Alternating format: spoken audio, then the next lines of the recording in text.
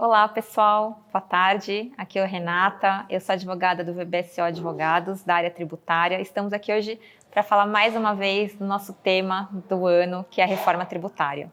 Eu estou aqui com o Diogo Omo Ferreira, sócio da área tributária do VBSO Advogados, e vamos falar um pouquinho sobre esse tema que tanto tem atraído atenção aí nos últimos meses.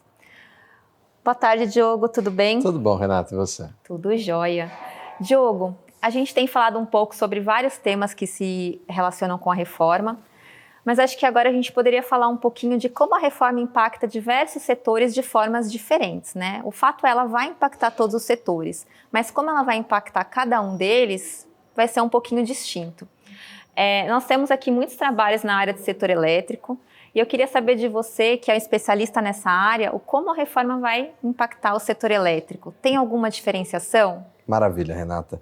Eu acho que o olhar setorial ele é fundamental porque, embora a reforma seja para todos, como cada setor hoje tem uma disciplina específica, tem reflexos específicos, mesmo que a regra fosse geral para todo mundo, nós teremos dores diferentes para cada setor. Sem contar o fato de que muitos setores, para além disso, continuam tendo tratamentos específicos que podem ser distintos daqueles que existiam antes. E é o caso, em larga medida, do setor elétrico. É difícil de falar de setor elétrico de uma forma ampla e abstrata, considerando que dentro desse suposto setor não temos uma homogeneidade. Nós temos distribuidoras, transmissoras, geradoras, comercializadoras, estruturas de geração distribuída, consumidores de energia, autoprodutores de energia. São realidades muito distintas com desafios particulares. E a lei ela não entra na particularidade de cada um desses segmentos. Ela tem previsões, sim, a respeito de tributação, por exemplo, de operações com energia. A gente pode falar delas, por exemplo. Sim. E como que, bom, a lei ela não endereça especificamente cada um dos detalhes aí das particularidades do setor elétrico, mas eu acho que ela endereça alguns pontos que são essenciais, né? Por exemplo, ela trata da questão da tributação no destino, que é um dos pontos fortes da lei. Ela trata um pouco do conceito de não cumulatividade, né? E aí eu acho que um ponto interessante que talvez seja interessante a gente trazer é o que é a energia? A energia é um bem? Ela é um direito, né? A legislação fala em bens e direitos, mas onde que a energia se encaixa nisso tudo, né? Quando eu falo em tributação no destino, como que eu vou aplicar isso para o setor elétrico, que é um setor tão particular, né? Considerando que esse é um bem intangível e que eu não consigo mensurar mais objetivamente como uma venda de mercadoria, né? Que é o mais comum. Perfeito. Esse é um ponto absolutamente válido, porque hoje o ICMS ele incide sobre mercadoria. Por muito tempo, o pressuposto é que mercadoria precisava ser algo tangível, né? Isso era o posicionamento predominante na época, mas há muito tempo já existem previsões, inclusive hoje constitucionais, dizendo que a energia, para fins de ICMS, ela é tida como uma mercadoria, como um bem móvel. Esse tipo de raciocínio foi trazido para a Lei 214, que é a lei complementar que regulamenta a reforma tributária, e ela já esclarece desde já. Para fins dessa lei, a energia vai ser tratada como bem móvel. Sendo bem sincero, nem precisava ter algo nesse sentido, considerando que o IBS e a CBS, né, esses novos tributos da reforma tributária, eles incidem sobre bens e serviços, mas essa definição é muito ampla. Ela alcança, como você bem antecipou, ela alcança direitos, ela alcança, na definição de serviços, quaisquer outras operações que não envolvam bens. Então, não me parece haver muita dúvida de que essa definição ampla alcança a gigantesca maioria dos arranjos que hoje são feitos no setor elétrico. Aí a questão começa justamente, como que eu disciplino a energia elétrica? Se eu falo de consumo, talvez seja fácil eu pensar, né, onde é o destino dessa operação. Esse já é um critério que hoje a legislação usa, né? A energia é uma situação muito particular que mesmo para fins de ICMS hoje, que é um tributo pautado na tributação no estado de origem, no estado de destino, eu já tenho hoje tributação da energia exclusivamente no destino, onde a energia é consumida. Isso prevalece agora na reforma, e quando eu falo de consumo, eu tenho que olhar, nos termos da lei, né, o local da entrega ou disponibilização da energia. Mas o que dizer, por exemplo, de operações feitas entre uma geradora e uma distribuidora, entre comercializadoras de energia, e a atividade de uma transmissora? São situações que eu não tenho consumo da energia como parte da atividade daquela dinâmica específica. não dá para eu pensar em aspectos físicos, né, para caracterizar onde é o destino daquela operação. É claro, a gente vai falar logo adiante, né, da regra do diferimento, mas essa definição ela é fundamental para fins de cumprimento de obrigação acessória.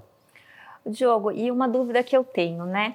Quando a gente fala em qual é o momento em que ocorre o fato gerador aí do IBS e da CBS, considerando essas operações de energia elétrica, a gente tem alguma definição de quando que vai acontecer esse momento? Quando que ele de fato vai se tornar devido? Perfeito. Existe sim uma definição.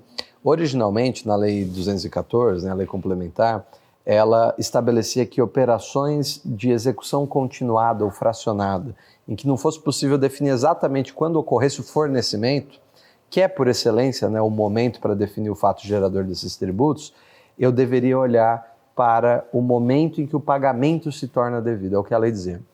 Essa era uma previsão expressamente aplicável para operações com energia elétricas e outras utilities, então água, gás, telecomunicações, elas tinham esse critério. Ocorre que a interpretação dessa expressão, momento que o pagamento se torna devido, é algo muito difícil. Nos quase 10 meses de vigência inicial da Lei Complementar 214, muitos debates surgiam porque não se sabia se esse era, pensando, por exemplo, na atividade de uma distribuidora, o término do mês de medição, então o encerramento daquele período em que eu faço a medição do consumo, se é o momento em que eu emito a cobrança referente àquele consumo, se é o momento em que tem o vencimento daquela cobrança. E aqui eu já começo a ter, não, mas é fácil, vamos definir um deles. Eu posso começar a ter descompassos entre o momento do fato gerador de IBS e CBS com de outros tributos, como PIS e COFINS e ICMS. Isso aumenta muito a complexidade e torna talvez até dificultosa a integração entre os sistemas atuais com os sistemas de reforma.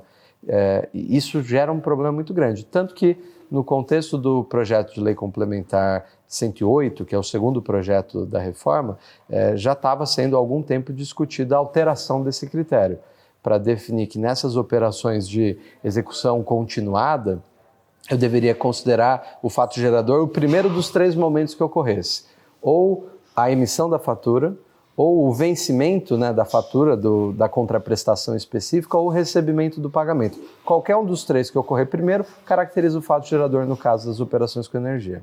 Perfeito. E pensando nesse momento em que ocorre o fato gerador, eu tenho algum impacto para fins de creditamento do imposto, né? Eu sei que tem algumas regras de diferimento que você até mencionou. Perfeito. Queria até que você trouxesse um pouco como é que funcionam essas regras hoje nas operações que a gente tem. E como que isso impacta na tomada do crédito, né? Principalmente pensando aí num período de transição que a gente vai ter até 2029, tem algum reflexo direto? Ótimo.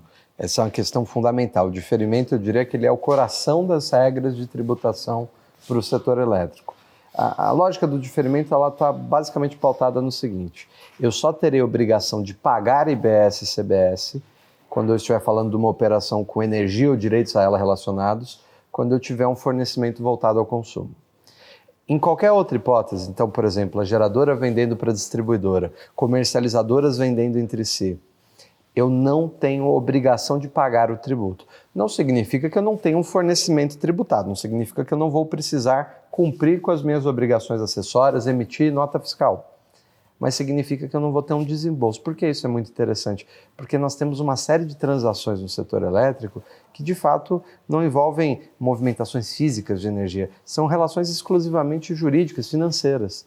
Então é preciso realmente uma regra que simplifique. De outra forma, qualquer movimentação, qualquer cessão de posição poderia demandar um recolhimento de tributo, isso seria realmente muito complexo e não geraria um efeito prático tão positivo, porque qualquer arrecadação que eu fizesse daria crédito para quem fosse meu adquirente.